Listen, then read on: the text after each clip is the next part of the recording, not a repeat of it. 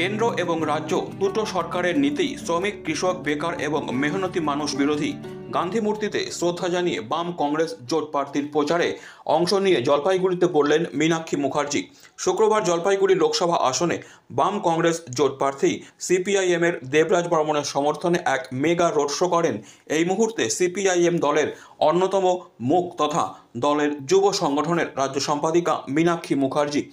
Road show চলাকালীন বাম নেত্রী বলেন, নির্বাচনের আগে এত নগদ অর্থ, অস্ত্র, মদ উদ্ধার হচ্ছে এই পশ্চিমবঙ্গ থেকে। আমাদের প্রশ্ন, নির্বাচন কমিশনের কাছে এত বেআইনি বস্তু রাজ্যে কোথা থেকে আসছে?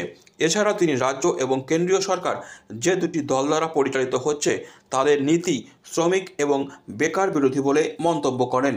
এই কারণে আজকে জলপাইগুড়িতে এই মিছিলের মাধ্যমে শহরবাসীকে আহ্বান জানাতে এসেছেন যাতে লোকসভা নির্বাচনে বাম কংগ্রেস জোট প্রার্থী সিপিআইএমের দেবরাজ বর্মনকে ভোট দিয়ে জয়যুক্ত করেন।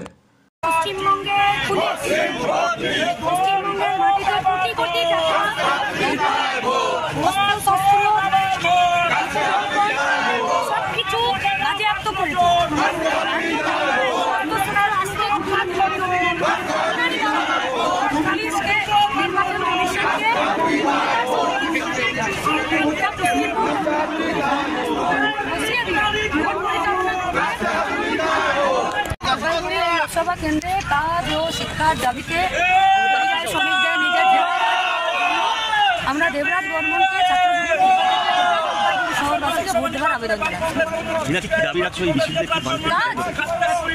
এটা নেই আর নেই, কারণ তৃণমূল এবং বিজেপি যে দুটো সরকার পরিচালনা করছে তাদের রাজনৈতিক দলের পলিসি অনুযায়ী সেই পলিসিটা কর্মসংস্থান